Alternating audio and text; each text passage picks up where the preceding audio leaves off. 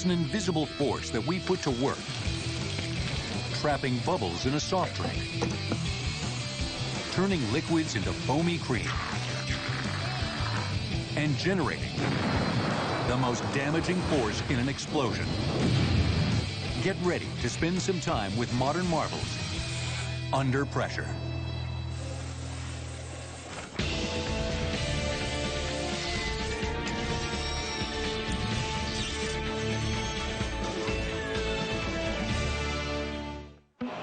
Pressure is hard at work all around us. An invisible force that makes things move faster, change consistency, or raise and lower temperature. Pressure is often hard to see, but it can be measured, whether it's in liquids, in solids, or in gases. Pressure is registered in pounds per square inch, or PSI. That's literally the weight of 1 pound pressing down on 1 square inch. Add weight, and the pressure goes up. The water that comes from your tap, that's about 35 psi. The water shooting out of a fire hose, about 100 psi.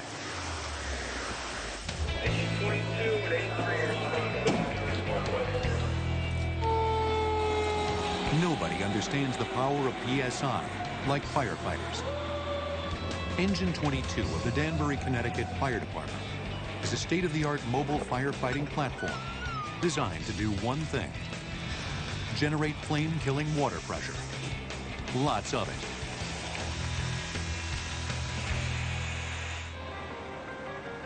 it. Engines like these are technological marvels, capable of delivering more than 1,200 gallons per minute via multiple hose connections.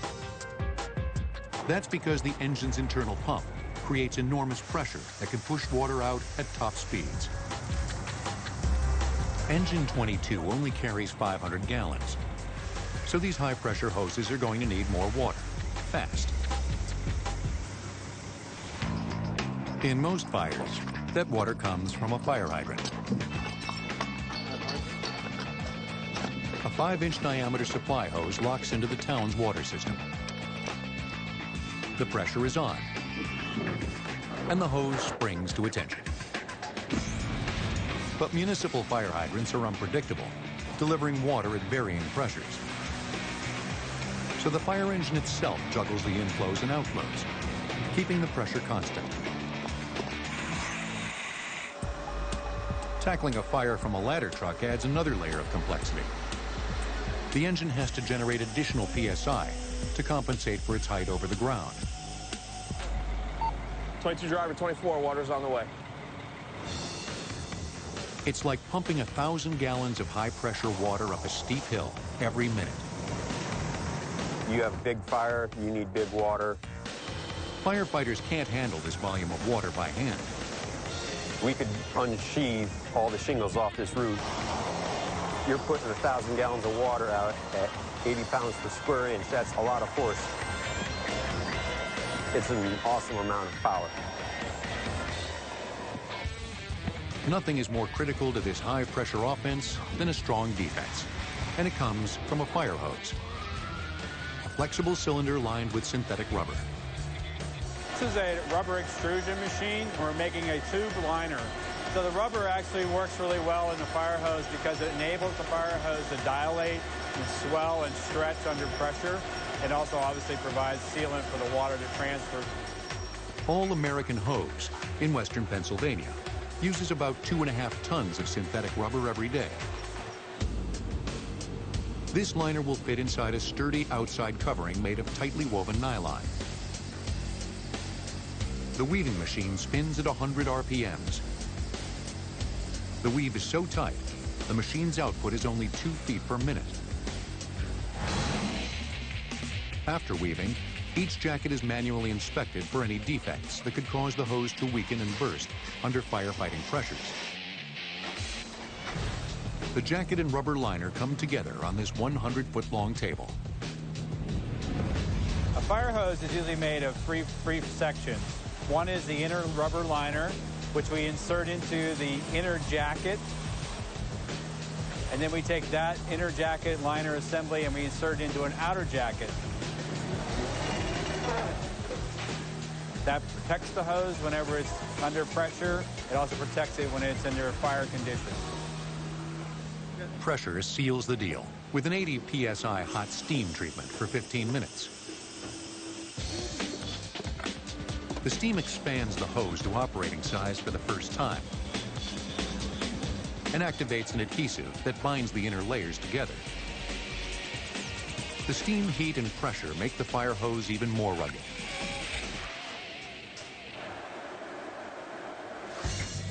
With the addition of alloy couplings, the fire hose is almost finished. But first, it must endure a proof test where it's subjected to 800 psi. That's 2 times greater than the maximum that firefighters will ever need. Why? Because pressure can spike unexpectedly when hoses are twisted, crimped, or run over. Some hoses undergo an additional burst test over 1200 psi. That's enough to break them open. But the way this hose is designed to burst, along its seam, it could handle even that. Pumped up the hose to the burst pressure, and when the hose bursts, we want it to burst longwise so it's safe like a banana. If it bursts in the cross section, then it can be a loose cannon. You could have hose flying all around. It takes more than 1200 psi to burst this hose, a key test of its ability to withstand enormous pressure. But even to those of us not battling fires, water pressure plays an essential role. When you turn on the tap and water flows out, it's thanks to water pressure. But how does water pressure work? And why is it so reliable? As a liquid, all water naturally flows downhill, picking up power and pressure as it travels. It's the same basic way water gets to your house. A water tower is simply a large water reservoir, elevated to generate pressure and propel water into your kitchen sink. Water towers use the most patient force I know, and that's gravity.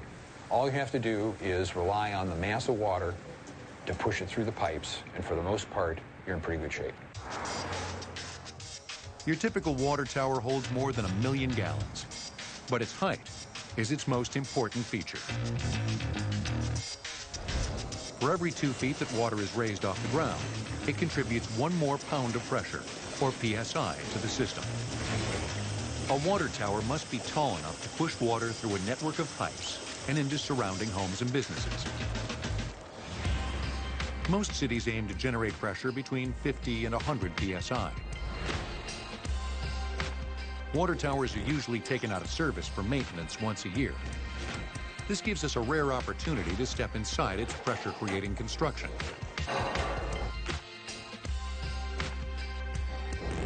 This tank is over 90 feet in diameter, and it can hold 1.5 million gallons.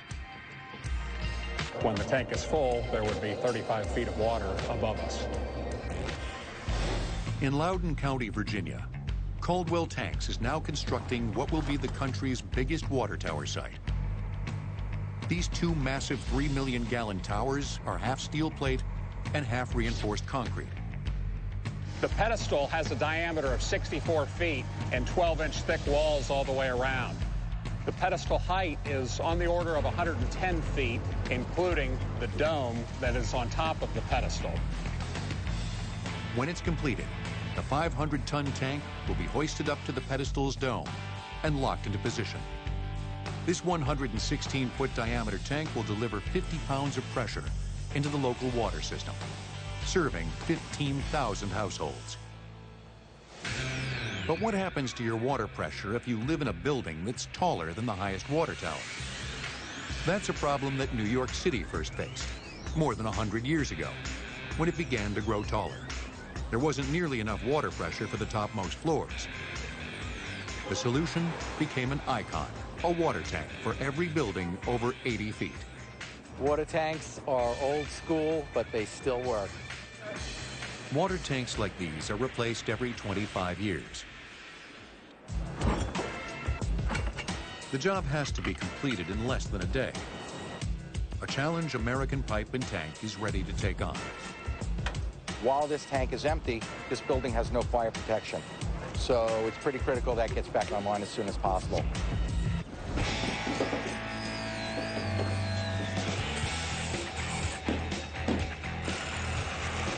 The team spends the first 2 hours dismantling the old water tank. That's it.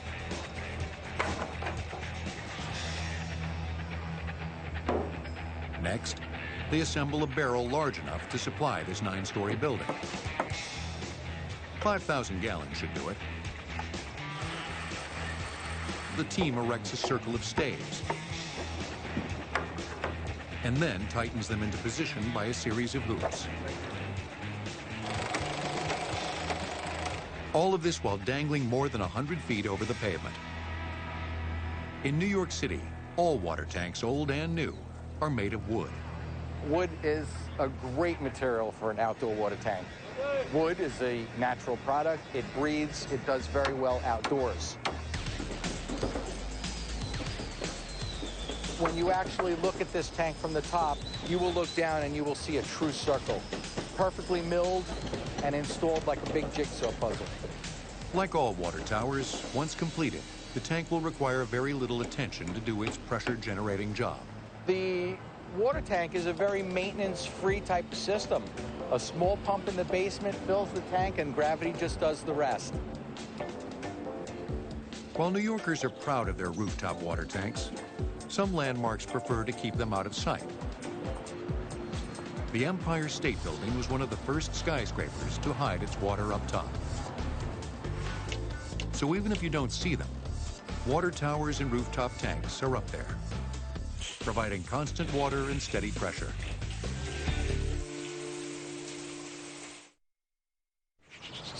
Countless aspects of our everyday lives are under pressure. We harness water pressure and store it high in the air until we need it. We bottle up air pressure and hold it in aerosol cans. It may be everywhere, but pressure is not always under our control. Explosions. This is pressure gone wild. An explosion causes rapid expansion, which gives birth to an unpredictable pressure wave that can travel over long distances.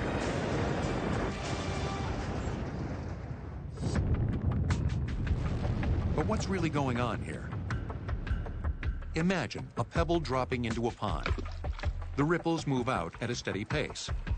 An explosion is something like this, but in the open air, and not at all steady. Shock waves from an explosion can only move as fast as the speed of sound, so they bunch up, and that's what creates a wallop-packing pressure wave. But pressurized gases aren't always destructive. On a much smaller scale, we even bottle air's explosive pressure and enjoy it, bubble by bubble. Avery Beverages has been putting the pop in soda pop for more than a century.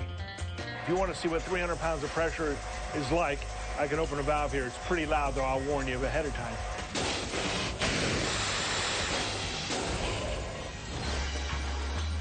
Rob Metz is the mastermind who keeps these decades-old machines running. We're an old-fashioned soda company, and it's, as you can see, handmade. And we still make our soda the way it was done years ago. That means first mixing up a batch of flavored syrup, and then adding the other half of the recipe, the fizz. The bubbles in a soft drink are carbon dioxide, or CO2. That's why we call the process of putting the bubbles in carbonation. Pressure plays a role in every step. Avery stores their CO2 in a liquid state, under 300 pounds of pressure, at 40 degrees below zero. This is where we control the amount of pressure going into the carbonator, and this is where we adjust it for the different flavors. For fruity flavor, we're going to have it running around 60 pounds per square inch. For a higher carbonated, a mixer, or a cola, or a ginger ale, we're going to run it at about 80 pounds per square inch. Higher pressure means more bubbles. And you heard right. Colas contain more bubbles than fruit-flavored sodas. That's simply because we like our colas much fizzier than other carbonated beverages. So how does CO2 find its way into water? Coming in the top here is our water line, and in the side here is where our carbon dioxide comes. Normally, you can't see the moment when the fizz goes in. Here, inside the carbonator, pressurized carbon dioxide is forced into the water, and a unique reaction occurs between the water and the gas. Carbon dioxide is special because it dissolves in the water. You can get a lot more CO2 into a bottle like this one than you can nitrogen or oxygen, and it's because the CO2 is more soluble. By the time it's done, this water will have absorbed 3 times its own volume in carbon dioxide. That is a lot of gas. And the higher the pressure, the faster the gas dissolves into the water. The soda finally comes together at the bottling station, where the flavored syrup gets dispensed and mixed with the carbonated water under pressure. Then a capper seals it off and traps the CO2. When they get down here, the syrup and the carbonated water aren't mixed. So every bottle is going to be inverted 3 times. 1, 2, 3. And then they're mixed and stay mixed. So that's what's happening over here. Now it's time to sit back and enjoy. Just don't shake things up. Soda pop is by no means the only beverage in which we find CO2 bubbles. A celebratory champagne pop? That's the result of CO2 escaping the bottle. Shake the champagne, and you excite the gas, creating a surge of bubbles and pressure. Even agitated, much of the CO2 remains. There's still plenty of fizz to be enjoyed. But what if nearly every single CO2 bubble in a bottle is forced out, all at once? That's what you're seeing here in the infamous Coke Mentos explosion. A roll of candy is dropped into a bottle of cola, and the pressure release is downright explosive. How does it work? Most scientists believe that the unusual surface of the candy spurs a rapid chain reaction to bubble formation, in which each new bubble creates even more bubbles, and an instant release of all the pressure, until the bottle is out of gas. So the explosive froth is all the carbon dioxide leaving the bottle at once. Like an explosion, there's lots of pressure, but it's released at a much slower rate. No pressure wave, no damage. Just one big mess. Pressure kicks off many of our days. It's the driving force behind another foamy mess. Only when this one blows up, you put it on your face.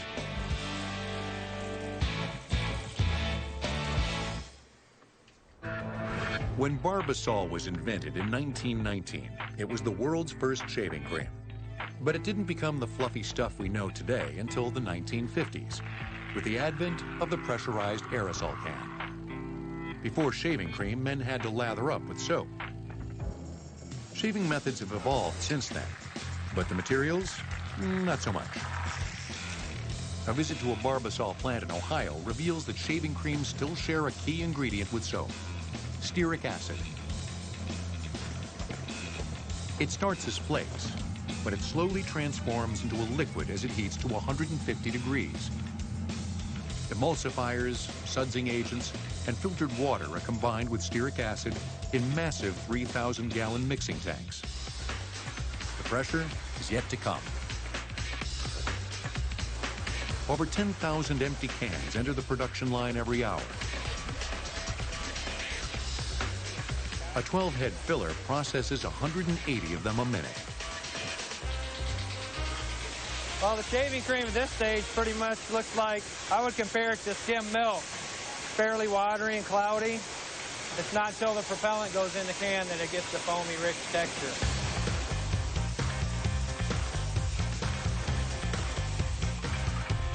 Once valves are crimped to the top of each can, they're ready to receive pressure. But for that step, the entire production line makes a detour out of the factory building. The pressure is injected in a gas house that's separate from the factory. Barbasol uses two gases as propellants, propane and isobutane. Both are potentially explosive, which is why this process is done outside the factory walls. So if there were a spark present, the roof would actually get blown off the building and this room would get foamed to suppress the fire. The amount of propellant in a single can is not enough for a consumer to worry about. Once the cans leave this building, they are under pressure. The cans return to the factory under 80 psi.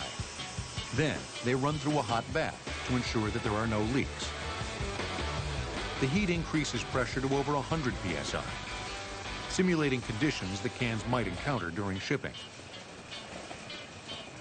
But how does shaving cream go from the consistency of skim milk to this? You have to understand what's going on inside the can. The propellant gases mix with the soapy solution.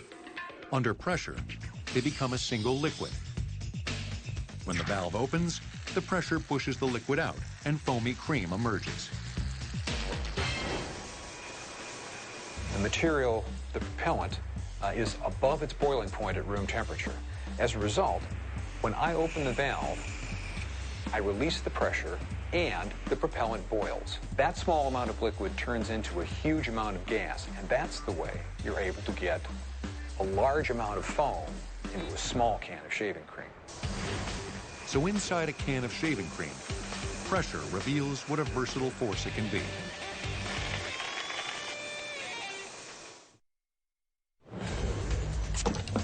Once you start looking for it, pressure is just about everywhere. From the mundane to the critical. It plays a role in nearly every job. Cut something, and it's pressure that does the work. It doesn't matter what's in your hand or what you're dividing. The best cutter in the world employs blistering pressure. Yet it's cutting with nothing more than water. It's a great demonstration of the incredible power of liquids under pressure. But where does all that force come from? Jet Edge Water Jet Systems has built a machine that puts water under massive pressure. It's called, appropriately enough, a water intensifier system. A hydraulic pump turns at 100 horsepower, generating 3,000 psi. This pressure is transferred to a cylinder that uses a piston to put 75,000 pounds of pressure on water. If 75,000 pounds of pressure per square inch sounds like a lot, it is. Consider this. Nuclear subs can't survive deeper than 2,400 feet in the ocean, where the pressure is a little more than 1,000 psi.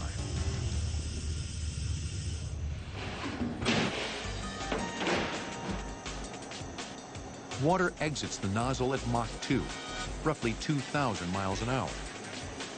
That's faster than a bullet exits a gun. A jet of pressurized water has a lot in common with another high-tech tool. The ability to concentrate this stream of water into a very small area, it's kind of like using water as a laser, because that's what a laser beam also does as well. The precision of a water cutter is unparalleled. The water jet blasts through a sheet of carbon fiber as if it were butter. And it'll do the same to 12-inch steel or titanium.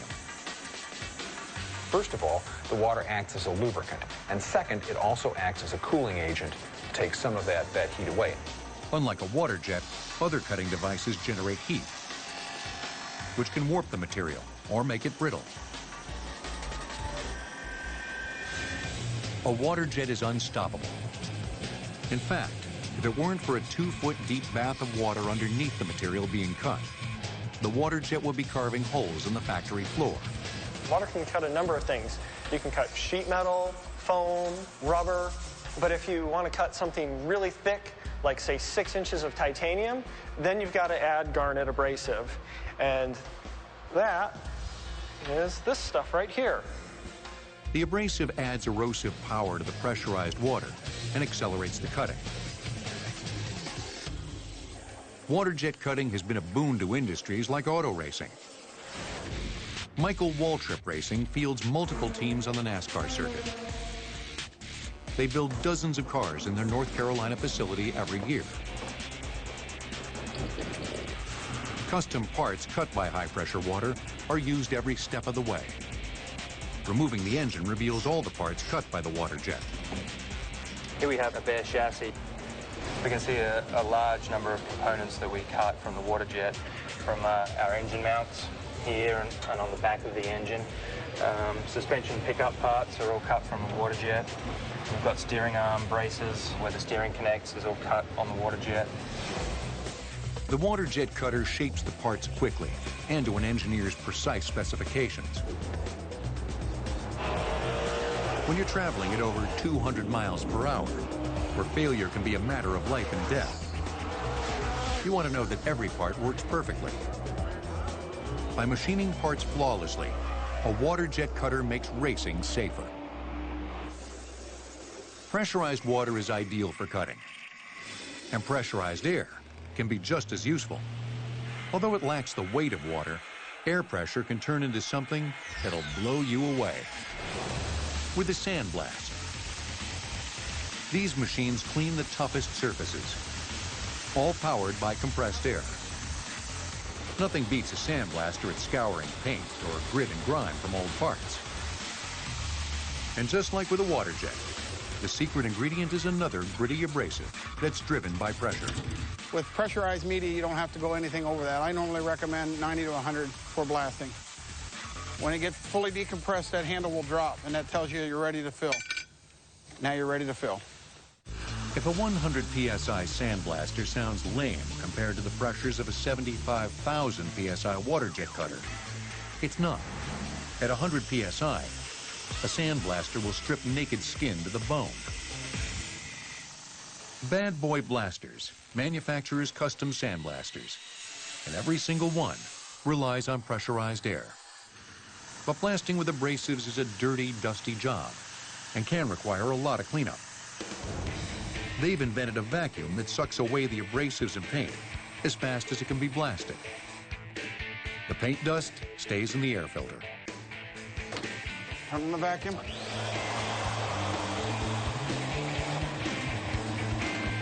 you can see at the 120 PSI, this is running a 40-60 grit. How nice of that's a good paintable surface.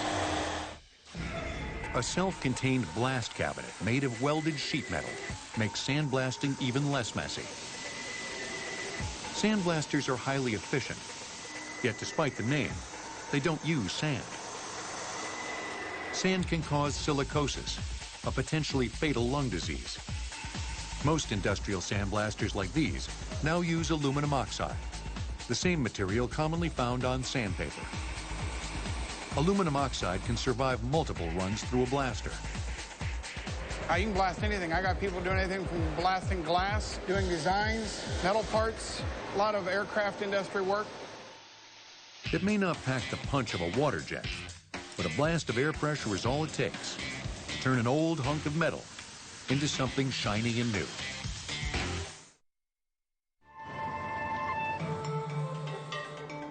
Pressure is everywhere. Just look up.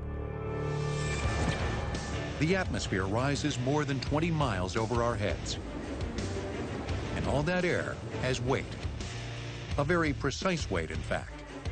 14.7 pounds. That's how much is pressing down on those of us who live at sea level all day, and we hardly notice. But there's something that does get our attention. Atmospheric pressure lows and highs. We know it as weather. Air pressure has a lot to do with weather, and particularly it has a lot to do with wind. Check out any weather map. The highs and lows are air systems seeking to equalize pressure. Wind blows from areas of high pressure into those with low pressure. If you want to think of it that way, the more steep is the drop-off. From high pressure to low pressure, the more severe is the weather. Up there, it's a maelstrom of varying pressures, temperatures, and humidities. And in extreme cases, it turns deadly.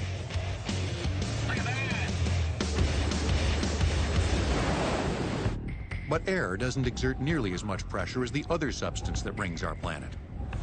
Water. 30 feet of seawater creates the same amount of pressure as 20 miles of air. Some of the most destructive forces humans must overcome are in the deep sea. At just 100 feet, water pressure crushes an empty water bottle. That's how much the air inside it is compressed. Of course, you wouldn't be seeing images like these at all if it weren't for divers with video cameras. We're under a lot of pressure. Time pressure, water pressure, to do a good job. Highly trained underwater cameramen like Bob Cranston put their bodies on the line every time they dive. And the video gear they take down with them is worth tens of thousands of dollars. For divers, crushing pressures are the enemy. And what we're feeling when we go in the water is the weight of the water over our head. The deeper we go, the more pressure there is. Waterproofing alone won't do it. The only way you can take a camera underwater is by using a pressure-resistant shell called an underwater housing. Gates Underwater Products designs housings for all types of cameras. The process involves a series of trade-offs. The shell needs to be big enough to fit the camera, yet cylindrical in shape to resist pressure. The fewer the parts, the fewer things that can go wrong. The main section of the housing emerges from a 65.5-pound block of solid aluminum. Machines remove 88% of the metal, leaving a hollow 8-pound cylinder.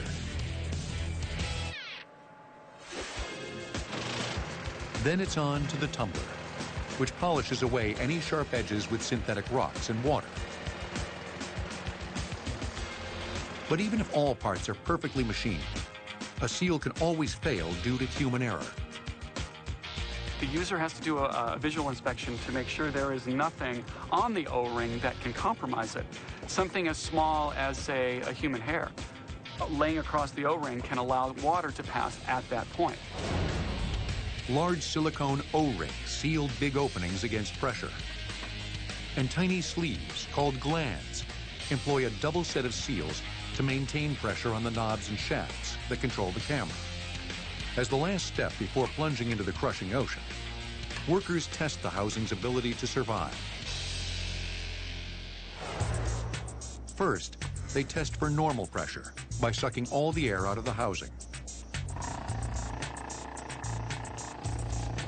Now we wait to see if there's any changes in the numbers on the pressure gauge. If normal air pressure can't find its way into the vacuum in the housing, then it's ready for a much more serious pressure test. The housing didn't lose any pressure, it's perfectly sealed.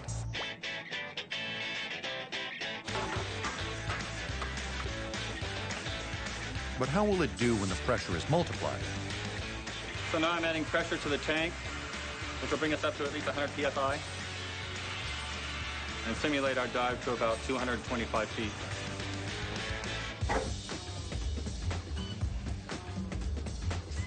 Thorough leak testing requires putting every moving part to the test.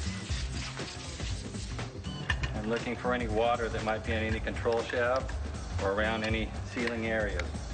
And we'll actually torque on some of the controls to make sure that we have nothing in and around the control glands themselves.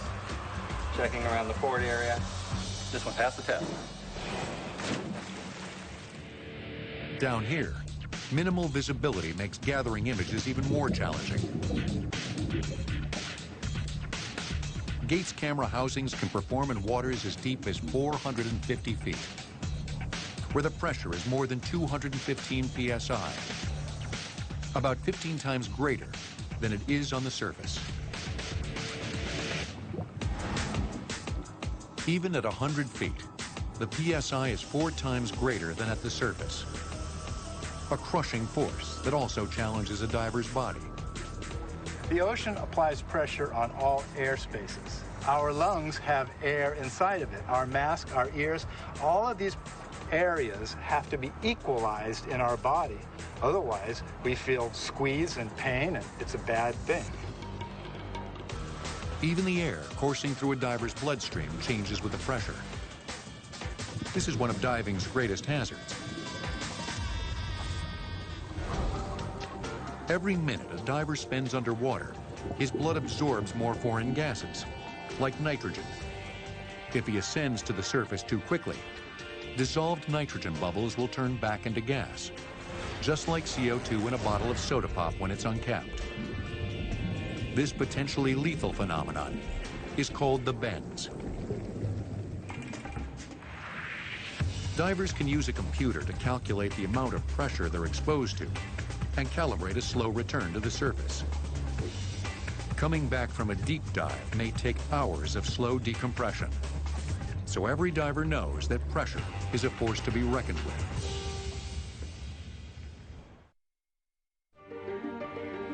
Pressure is everywhere. It's there when we need it. But when it's out of control, it can be brutally destructive. It can be our worst enemy underwater, but then we turn around and use it as the most powerful tool in a factory. Pressurized cans throughout your home, they not only deliver foamy lather, they can also dispense some tasty treats. Whipped cream isn't the only food that's created with the help of pressure. A kernel of corn pops when the water within it turns to steam. Water expands 1,600 times when it becomes steam. In an enclosed space, that creates an incredible amount of pressure. The Industrial Revolution changed our world, but it could only happen after we'd harnessed steam pressure. So what happens if we bottle up that steam and put it to work in our kitchens? This place has almost as much in common with a science lab as a kitchen. In fact, they call it the cooking lab. The team here researched and photographed a multi-volume book called Modernist Cuisine to reveal the science behind cooking and to discover new techniques. We use high-end technology to play with our food for the purpose of making it more delicious, more interesting. Pressure is one of any kitchen's most versatile tools. Many homes have pressure cookers, but most of us take them for granted, rarely stopping to think about how they work. When you cook in an open pot, liquids can never get any hotter than 212 degrees Fahrenheit, the boiling point of water. The pressure cooker is a fascinating piece of equipment because it allows us to cook in a high-pressure environment. We increase the pressure to 15 psi 1 bar, and that's in extremely pressurized environments. The pressure is now twice as great as normal. It's equivalent to being 30 feet underwater. And what's strange is that the water isn't boiling. It'll only do that when the temperature surpasses 250 degrees, 38 degrees higher than the boiling point at normal pressure. That extra heat can brown meats or caramelize vegetables faster. Increasing pressure can speed up cooking, create new flavors, and really facilitates the cooking process in general. Pressure cookers have been around for more than 100 years, but they haven't always had safety features. Today, the lid is held in place by heavy flanges. A rubber gasket forms a hermetic seal. And if the pot overpressurizes, a safety valve vents the excess pressure. It will never explode. It will just release all that steam, and it will be safe. And now it's very upset. Steam pressure not only cooks, it can also be put to work sealing food for long-term storage. So this is a pressure canner. Some of the features are a little bit different than a traditional pressure cooker. A pressure canner is basically a pressure cooker on steroids. It can withstand almost twice as many psi as a pressure cooker. Rather than a rubber gasket, it has a metal-to-metal seal that requires heavy clamps to bolt it down and hold it in place. The pressure canner also works double time. It sterilizes jars while sealing them. The process of heating and cooling the jars leaves them with a perfect vacuum seal. These pressure can tomatoes can survive for centuries on the shelf. Another pressure cooking technique was perfected to send food into space with astronauts. It's the opposite of cooking under pressure. This is cooking in a vacuum. Flavor, texture, and freshness are all preserved as water is drawn out under less than 1,000th of a pound of psi. This is what's called freeze drying. These carrots are very light. Only 1 to 4% of the water that was already in them is still there. So it's very, very, very dry. Once reconstituted, these freeze-dried veggies look like something you'd find in a cup of dry noodle soup or ramen. So with freeze drying, we're manipulating pressure to investigate the future of cooking. Lightweight dehydrated foods are perfect for outer space, where every ounce of launch cargo is carefully managed. In fact, one dish, freeze-dried ice cream, was invented for NASA and flew on an Apollo space mission in the 1960s. And it's all thanks to the incredibly versatile force we call pressure. We use it to build and destroy, to rescue, to restore, and to explore. Wherever you go, and whatever you do, pressure will be right there with you.